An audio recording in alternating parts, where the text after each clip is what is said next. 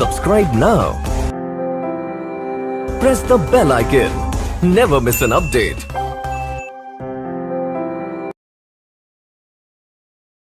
नमस्कार दोस्तों, आपके अपने YouTube चैनल एटलस स्टडी पे बहुत बहुत स्वागत है। आप लोगों ने हमें जो इतना प्यार दे रखा है उसके लिए बहुत बहुत धन्यवाद। और जो भी है वो आप ही की वजह से है, जो भी होगा वो आप ही के हित में होगा। तो आप अपने प्यार को ऐसे बनाए रखिएगा। आप लोगों ने जो हम पे विश्वास किया उस विश्वास पे खरा उतरने की कोशिश करेंगे और हर टाइम आप ही के लिए, आप ही के हित में बेस्ट से बेस्ट कर पाएंगे। तो आप थोड़ा कमेंट कर दिया करो, वीडियो को भी शेयर कर दिया करो, जिससे हमें भी थोड़ा मोटिवेट मिले और आपके लिए एक बेहतरीन से बेहतरीन हम कर सकें। अपन राजस्थान जीके पढ़ रही थी और राजस्थान जीके में चल रहा था कछवा वंश, और कछवा वंश ने अपन ने पढ़ लिया था भगवंत दास तक, और भगवंत दास के बाद में स्टार्ट कर दिया था अपन ने मानसिंह। मानसिंह बहुत इंपोर्टेंट शासक है। अपन ने ऐसे कैसे देखा कि इधर शासक बन गया मानसिंह, थोड़ा सा इधर देख लेना कि राजस्थान ऐसे का ऐसे है, तो इधर शासक बन गया आमेर का मानसिंह। आमेर का शासक जब मानसिंह बना तो उसके समय वही दिल्ली का शासक बना रहा जिसका नाम था अकबर। दिल्ली का शासक बना रहा अकबर और इधर आमेर का शासक बना रहा मानसिंह। आमेर का जो कार्यकाल प्रारंभ होता है ना, सॉरी मानसिंह का जो कार्यकाल प्रारंभ होता है ना, ये होता है 1589 से 1614। 1589 से 1614 तक आमेर का शासक कौन रहता है? मानसिंह। सुनो काम की बात, मानसिंह 12 वर्ष की आयु में ही अकबर की सेवा में चला गया था। तो कब गया? ये गया था 1562 में, जन्म हुआ था 1550 में मोजम्माबाद हागी में। इसे अकबर उपाधि देता है फरजंद की। फरजंद का मतलब पुत्र। अकबर मानसिंह को अपने पुत्र के समान ही समझा करता था। वैसे दोनों में ज्यादा एज का फर्क नहीं था, क्योंकि अकबर का जन्म हुआ था 1542 में, इसका हो रहा है 50 में, तो लगभग 7-8 साल का फर्क था दोनों में। फिर भी अकबर इसे फरजंद की उपाधि देता है। अकबर के नवरत्नों में शामिल था मानसिंह और इसे मनसबदार देता है 7000 का। ऐसी बात अपन पिछली क्लास में भी कर चुके हैं। सुनो काम की बात, ये है हुआ क्या बेटा कि जब अकबर दिल्ली का शासक बना तो छोटी सी उम्र में इसी के पास चला गया। तो पहली बातें तो ये बताती हैं कि अकबर है ना मानसिंह को सबसे पहले अभियान पर भेजता है, रणथंबोर अभियान पर। और रणथंबोर अभियान पर सुरजन हाडा को मानसिंह हराकर अकबर के अधीन करता है। लेकिन कुछ इतिहासकार क्या बोलते हैं कि अकबर ने चित्तौड़ विजय की थी 1568 में, तो अकबर के साथ आया था मानसिंह और भगवंत दास दोनों। क्योंकि उस समय अकबर जब चित्तौड़गढ़ पर आक्रमण करने गया तो चित्तौड़गढ़ दुर्ग में आग की लहरें उठने लग गई। तो मानसिंह है ना भगवंत दास से पूछता है, यार भगवंत दास चित्तौड़गढ़ दुर्ग में आग लग गई क्या? उसी समय भगवंत दास ने कहा था कि महाराज ये राजपूतों की परंपरा है, राजपूत अब युद्ध के लिए तैयार हो गए हैं, उनकी रानियां अब जोहर कर रही हैं, आप भी युद्ध के लिए तैयार हो जाओ। उनकी रानियां जय भवानी का नारा बोलकर अग्नि में कूदकर अपनी जान देगी। ऐसी जानकारी भगवंत दास ने दी थी किसको? अकबर को। उस समय इतिहासकार बताते हैं कि मानसिंह भी साथ था, लेकिन फैक्ट जो अपन को मिलता है ना, वो मिलता है कि 1569 में अकबर मानसिंह को रणथंबोर अभियान पर भेजता है, जहां सुरजन हाडा को हराकर अकबर की अधीनता स्वीकार करवाई। उसके बाद दूसरा अभियान पे जो इसे भेजा गया था ना, वो भेजा गया था गुजरात पर। गुजरात पर अभियान पर आया था 1572 में, और गुजरात विजय करके किसके अधीन कर दिया था? अकबर के अधीन। तीसरा जो अभियान आया, ये आया था 1573 में, और ये आया था डूंगरपुर पर, और डूंगरपुर का शासक था आस्करण। आस्करण को हराकर किसके अधीन कर देता है? अकबर के अधीन। और चौथा अभियान जो इसने भेजा, वो भेजा था महाराणा प्रताप के पास।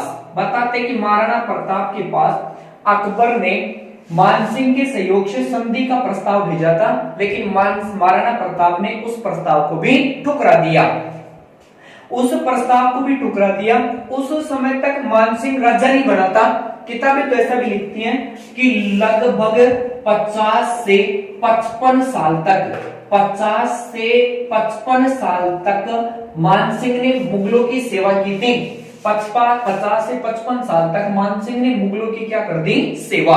सुनो काम की सी बात, इसे अकबर मानसिंह को 1573 में मेवाड़ अभियान पर भेजा ना, तो महाराणा प्रताप के पास संधि का प्रस्ताव लेके आया। उससे बाद मानसिंह ने अकबर के पास गया, तो अकबर इससे नाराज हो गया। अकबर नाराज होकर के मानसिंह को बोलता है कि मानसिंह अब तो मेरे काम का नहीं है, किताबें तो लिख देती हैं कि अकबर ने मानसिंह पर मुगल दरबार में प्रवेश करने भी पर प्रतिबंध लगा दिया। प्रतिबंध लगाया तो अकबर इसी मानसिंह को तैयार करता है 1576 में, और 1576 में तैयार करके अजमेर में ले आता है। अजमेर में आ गए दोनों, और अजमेर में एक दुर्ग पड़ता है जिसे बोलते हैं मैगजीन दुर्ग। अजमेर के मैगजीन दुर्ग में अकबर व मानसिंह दोनों आ गए, और यहीं पर बैठे बैठे दोनों ने योजना बनाई थी मेवाड़ पर आक्रमण करने की। अब युद्ध का तो पता ही नहीं था कि कौन सा युद्ध होने वाला है, तो किताबें लिखती हैं या कुछ क्वेश्चन भी पूछते हैं कि अकबर व मानसिंह ने हल्दी घाटी के युद्ध की योजना कहां बनाई थी? तो ये बनाई थी अजमेर के मैगजीन दुर्ग में। पूछ ले कि कहां बनाई? तो ये बनाई अजमेर के मैगजीन दुर्ग में। यहां से मानसिंह मुख्य सेनापति के रूप में रवाना हुआ और मेवाड़ पर आक्रमण करने आ गया। महाराणा प्रताप व मानसिंह के बीच, अकबर की तरफ से आया था, महाराणा प्रताप व मानसिंह के बीच 18 जून 1576 को हल्दी घाटी का युद्ध हुआ। अब हल्दी घाटी के युद्ध की डिटेल पढ़ेंगे, कभी मेवाड़ पढ़ेंगे तो, क्योंकि हल्दी घाटी का बहुत इंपोर्टेंट है कि महाराणा प्रताप का हरावल कौन था, महाराणा प्रताप का चंदावल कौन था, महाराणा प्रताप की बाईं ओर से कौन लड़ रहा था, दाईं ओर से कौन लड़ रहा था, पहला पड़ाव कहां डाला, शस्त्रागार कहां बनाया। ऐसा ही अपन मानसिंह में पढ़ेंगे कि मानसिंह का हरावल कौन था, चंदावल कौन था, बाईं ओर से कौन लड़ रहा था, दाईं ओर से कौन लड़ रहा था, किस पे सवार था, इधर महाराणा प्रताप किस पे सवार था, बहुत डिटेल से कभी पढ़ेंगे, मैं हल्दी घाटी पढ़ेंगे तो अकबर की तरफ से मानसिंह लड़ने आया महाराणा प्रताप से। तो महाराणा प्रताप को मानसिंह जिंदा व मुर्दा पकड़ना चाहता था, लेकिन ये पकड़ नहीं आया, तो अकबर इससे नाराज हो गया। और नाराज हुआ ना अकबर, तो बताते हैं कि नाराज होने के पश्चात इस मानसिंह को दिल्ली में भी नहीं बुलाता है, और उसके बाद बताते हैं कि इसने मानसिंह ने कैसे तैसे कर करा के विश्वास जीता, और विश्वास जीता ना तो इसी अकबर ने 1580 में मानसिंह को भेज दिया था उत्तरी पश्चिमी भारत में, या उत्तरी पश्चिमी सीमांत प्रदेश में, और यही रहते हुए इसने सिंध प्रांत की देखरेख की थी। और 1580 के बाद 1581 से 1587 तक इसे ले आया था अकबर काबुल में। बहुत काम की बात है कि अकबर मानसिंह को काबुल का सूबेदार कब नियुक्त करता है? तो काबुल का सूबेदार नियुक्त करता है 1581 से 1587। यहां काबुल में रहते हुए एक बार ये आया था लाहौर में, और लाहौर में आया ना तो लाहौर से मानसिंह आमेर में लेके आया था ब्लू पोट्री। आपसे पूछे कि ब्लू पोट्री कहां से लेके आया था, तो ये ब्लू पोट्री लेके आया था लाहौर से, मानसिंह कहां लेके आया था? आमेर में। बहुत अच्छा क्वेश्चन कि ब्लू पोट्री लेके कौन आया था? मानसिंह। लेकिन ब्लू पोट्री का स्वर्ण काल किसके काल को बोलते हैं? तो स्वर्ण काल बोलते हैं राम सिंह द्वितीय के काल को। इस ब्लू पोट्री का कलाकार कौन है? तो कलाकार है कृपाल सिंह शेखावत। अपने सीकर का ये ब्लू पोट्री लेके आया था मानसिंह, कलाकार है इसका कृपाल सिंह शेखावत। और ब्लू पोट्री का जो स्वर्ण काल बोलते हैं वो बोलते हैं मानसिंह द्वितीय के काल को, जो कहां से आई थी? लाहौर से। गुरुजी लाहौर में कहां से आई थी? तो लाहौर में आई थी ईरान से, और ईरान में एक जगह पड़ती है जिसे बोलते हैं फर्सिया। ये पूछ चुका है, ईरान की जगह फर्सिया से आई थी लाहौर में, और लाहौर से लेके आया था मानसिंह आमेर में स्वर्ण काल राम सिंह द्वितीय के काल को, और कलाकार था इसका कृपाल सिंह शेखावत, जो कहां का था? सीकर का। लाहौर से ही अपने पास एक चीज हो रही थी जिसे बोलते हैं उस्ता कला। उस्ता कला आई थी लाहौर से बीकानेर में। गुरुजी उस्ता कला क्या होती है? तो उस्ता कला होती है ऊंट पे मीनाकारी करना। जैसे ऊंट के बड़े बड़े बाड़ है तो उन बाड़ों में मीनाकारी करते थे ना, वो कहलाती थी उस्ता कला। ये उस्ता कला भी कहां से आई थी? लाहौर से, जो कहां आई थी? बीकानेर में। ब्लू पोट्री एक होती है ब्लैक पोट्री, ये पूछा गया है। ब्लैक पोट्री, तो ब्लैक पोट्री कहां की प्रसिद्ध है? कोटा की। एक है कागजी पोट्री, ये कागजी पोट्री है थानागाजी अलवर की, थोड़ा सा याद रख लेना।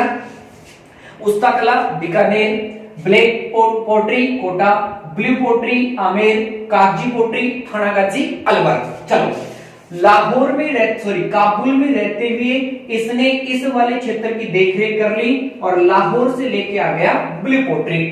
इससे अकबर 1587 में ले आता है। यहां एक जगह पड़ती थी जिसे बोलते हैं बिहार।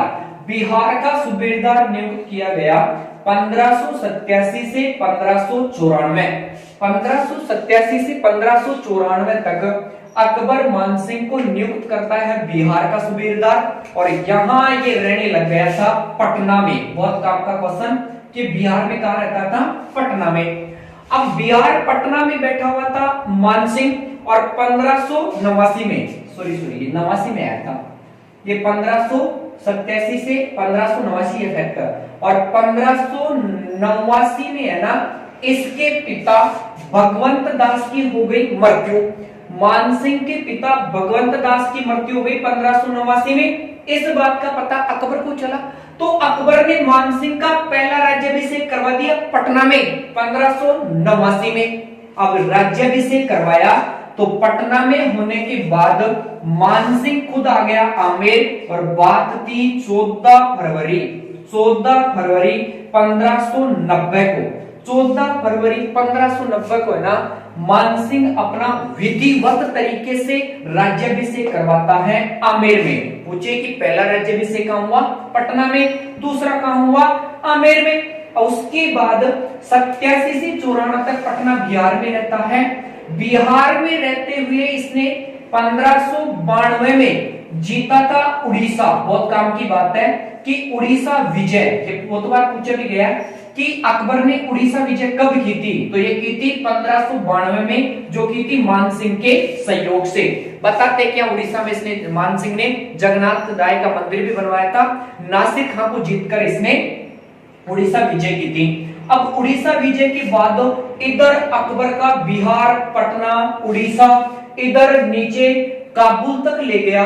अब इतने बड़े साम्राज्य को फैला दिया तो उसके बाद 1594 में है ना, अकबर इसे भेज देता है बंगाल में। आपसे पूछे कि बंगाल का सूबेदार इसे कब नियुक्त किया गया था? 1594 में।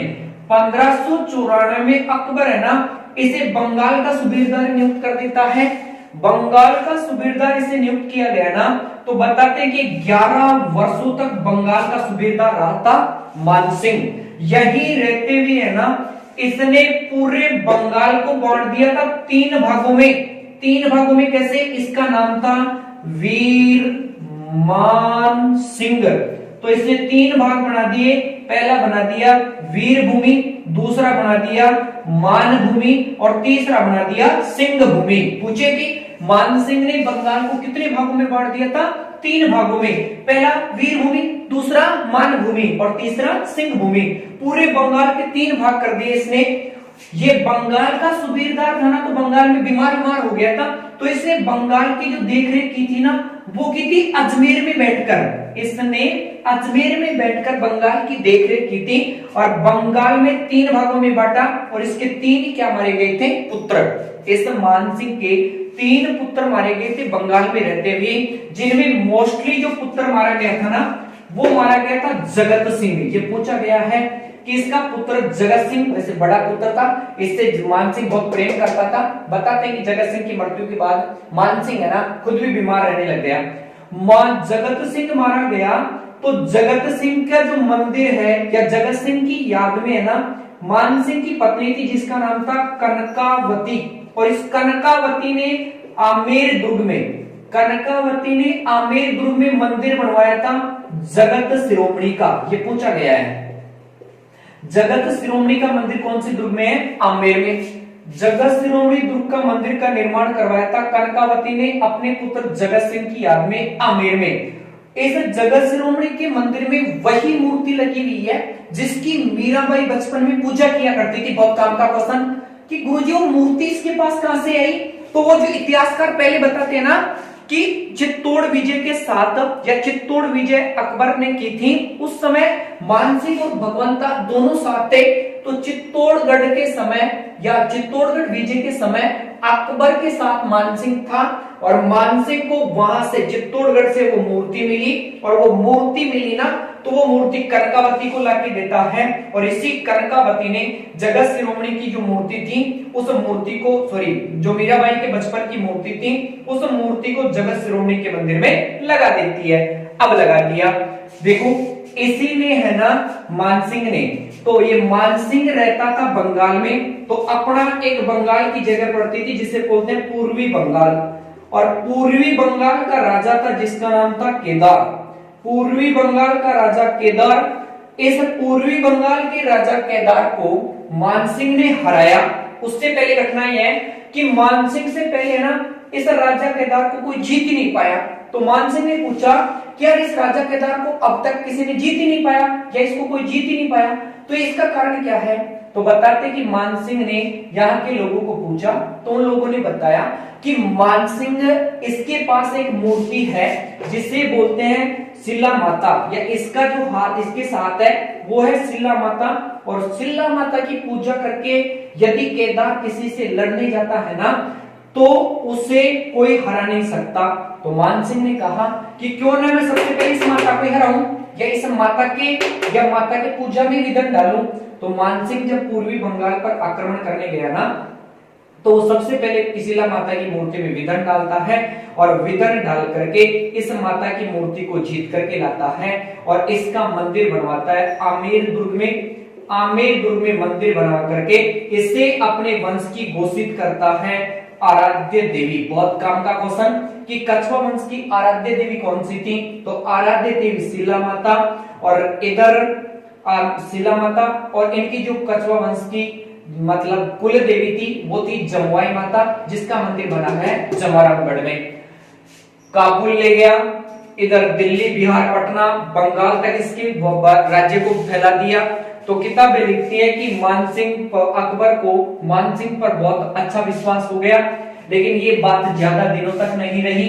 अकबर क्या हुआ, ये अकबर का मारा गया 1605 में। अकबर 1605 में मारा गया तो अकबर का पुत्र शासक बना जिसका नाम था जहांगीर, और जहांगीर और मानसिंह की ज्यादा दिनों तक नहीं बन पाई ना, तो जहांगीर इसी मानसिंह को भेज देता है दक्षिणी भारत में। इसे भेज दिया गया दक्षिणी भारत में, और दक्षिणी भारत में रहते हुए ही 1614 की बात थी, स्थान पड़ता था एलिचपुरा महाराष्ट्र, और यहीं रहते हुए मानसिंह की क्या हो गई, मृत्यु हुई। तो इसे आमेर में लाया गया, और आमेर में एक जगह पड़ती है जिसे बोलते हैं हाडीपुर, और इसी हाडीपुर नामक स्थान पर मानसिंह का दाह संस्कार हुआ, और यहीं पर मानसिंह की क्या बनी हुई है, छतरी।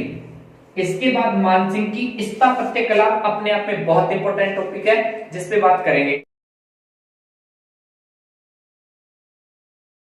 Subscribe now.